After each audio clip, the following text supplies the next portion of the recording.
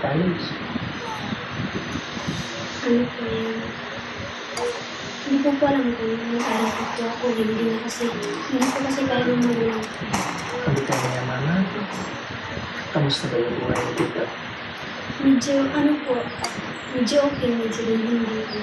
Mapili muna tayo sa medyo hindi. Sabi mo medyo hindi. Hindi okay. Bakit hindi okay? Kasi minsan wala ko kami kain.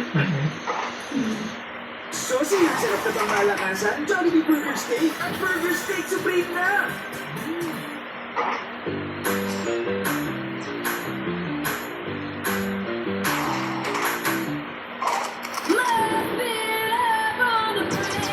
Shut down. Shut down. Kasi dati po, minsan hindi, wala rin siyang nagigit ng pera. Okay. So, sabi niyo naman ay may okay. Bakit naman okay?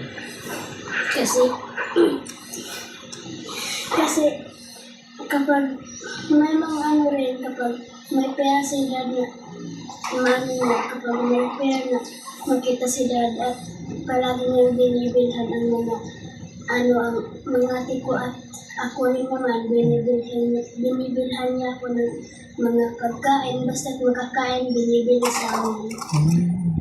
Yung medyo okay rin po. Okay. So, ibig sabihin, masino ka kung ano kailangan niya na ibigay sa inyo. Paano? Okay. Kasi nasabi mo kanina, minsan dahil wala kayong pagkain, malakas ang ulan, papasok pa rin, may baon ba kayo? Medyo wala po pero may pagkain po kami baon pero medyo may mga pera mga pinadala si pero Pag meron naman pong pagkain kapag Okay. Ano yung pinakamalaking baon mo? Okay? Okay na huwag kang maya. Di ba dapat hindi maya? kasi ngayon lang tayo nagkita Ano lang tayo nakita? Okay, kaya nahiya ka. Okay lang yan. Anong ginagawa mo kanina? Kumuha po ng tanggap ko. Galing nyo nga. Kayo dalawang magkapatid ako. Nagaganda lang talaga ako sa kanya. Kahit siya Black Beauty, or, sorry for my word, Black Beauty siya. Kamukha mo talaga si Jennifer Pikachu.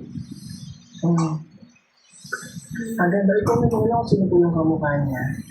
Iniisip ko rin kasi yung naging kamukha mo ng mga natulungan. Parang mayroon din. Tsaka ang ganda ng meeting. Celebrate.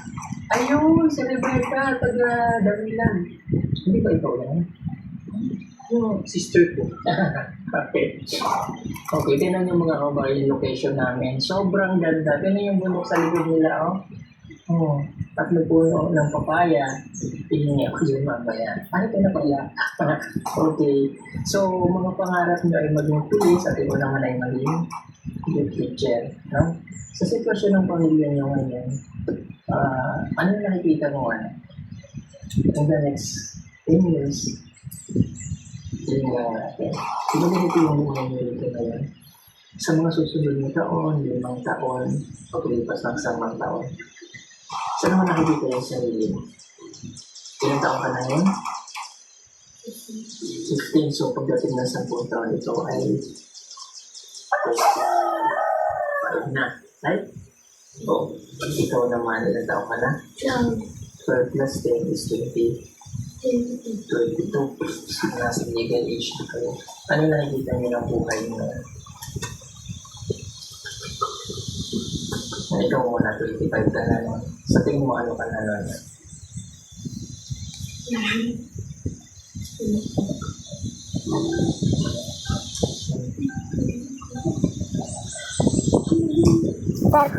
Wala. 35 na siya. Tapos ikaw naman ay ito na. Palagay ko nakagraduate na kayo. O ikaw na nag-aaral ka pa ng tuloy. Kung makapag-aaral ka ng tuloy, hindi ako naman nakita. Yung 25 years kasi, or sorry, 10 years from now, ay ikaw ay nasa tamang edad na. nasa tribo, ano, sa magang nagkakaroon ng magang pagkasawa. Tama? Katulad ng sila, ito ay pagkaroon sa magang pagkasawa. Bakit? Kasi po gusto ko po kami po po. Tama. Okay. Eh, paano pag dumating yung punto na hindi ka na pag-aarali ng nanay, tsaka na dati kasi hindi na nila kaya, hindi ka pa sa palusan nila sinabi, mag-asawa ka na. Sabi ko po sila na may kung ano po, kung trabaho na po ako bago pag nakita na po kung trabaho na po sabi ko. Yung mga gusto kong tanong na nasasagot mo, yun yung gusto kong makita.